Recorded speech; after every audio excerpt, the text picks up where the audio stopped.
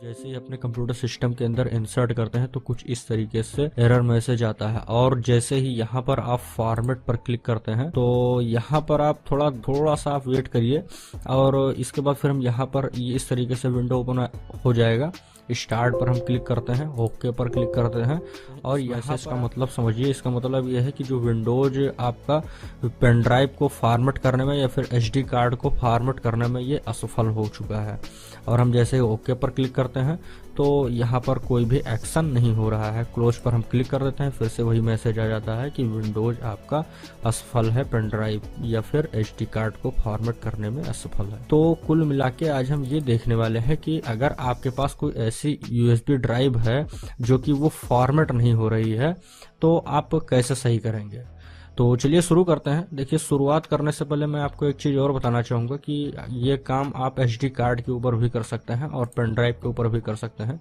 अगर आपके पास pen drive है तो आप सीधे लैपटॉप के अंदर इंस्टॉल कर दीजिए, और अगर आपके पास एसडी कार्ड है तो आप सीधे क्या करिए कि एसडी कार्ड को आप कार्ड रीडर के थ्रू आप अपने लैपटॉप के अंदर इंसर्ट कर सकते हैं। तो चलिए शुरू करते हैं। सबसे पहले आपको क्या करना है, यहाँ पर विंडोज के स्टार्ट बटन पर क्लिक करना है और यहाँ पर आपको CMD लिख करके और सर्च कर देखिए ये CMD कमांड प्रॉम्प्ट का एक ऑप्शन दिख जाएगा।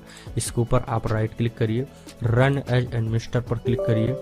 यहाँ पर देखिए स्क्रीन रिकॉर्डिंग नहीं हो पाएगी, यस का एक बटन दिखेगा, यस पर क्लिक करिए।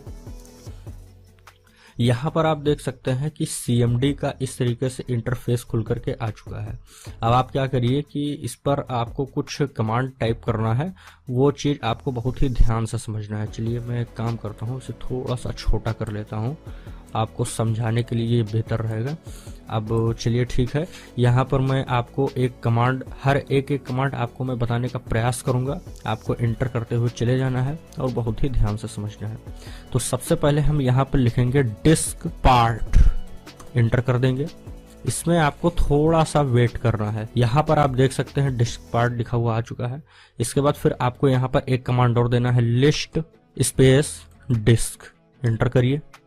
अब यहाँ पर आपको थोड़ा ध्यान से समझिए, डिस्क 0 ऑनलाइन 465 GB और यहाँ पर ये 2048 के भी फ्री दिखा रहा है। अब देखिए यहाँ पर आप साइज से समझ लीजिए कि जो 465 GB है ये हमारे कंप्यूटर के अंदर जो हार्ड ड्राइव लगी हुई है ये वो चीज़ है। और डिस्क 1 में नो मीडिया दिखाई दे रहा है। यहाँ पर आप देख सकते हैं 0 बाइट लिखा हुआ है, तो इससे हमें कोई मतलब नहीं है। यहाँ पर कोई भी मीडिया शो नहीं कर रहा है। और यहाँ पर डिस्क 2 है, ऑनलाइन कंडीशन में है, ये 28 GB का दिखाई दे रहा है और ये भी ये 28 GB का यहाँ पर ये दिखाई दे रहा है।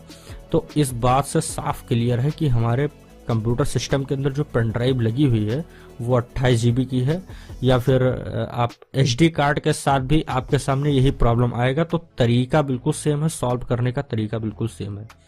तो यहाँ पर आपको नेक्स्ट कमांड देना है, सेलेक्ट स्पेस डिस्क स्पेस 2। चूंकि यहाँ पर आप देख सकते हैं हम डिस्क 2 को सेलेक्ट करेंगे तो हम 2 लिख देंगे और इसके बाद फिर हम एंटर कर देंगे। अब यहाँ पर आपको एक कमांड छोटा सा देना है, क्लीन। इसके बाद फिर आपको एंटर कर देना है। यहाँ पर आपको थोड़ा सा वेट करना है। इसके बाद फिर यहाँ पर आपको लिखना है, क्रिएट पार्टीशन स्पेस प्राइमरी। फिर इसके बाद फिर आप एंटर करिए। अब इसके बाद फिर यहाँ पर आपको एक नेक्स्ट कमांड देना है, फॉर्मेट FS।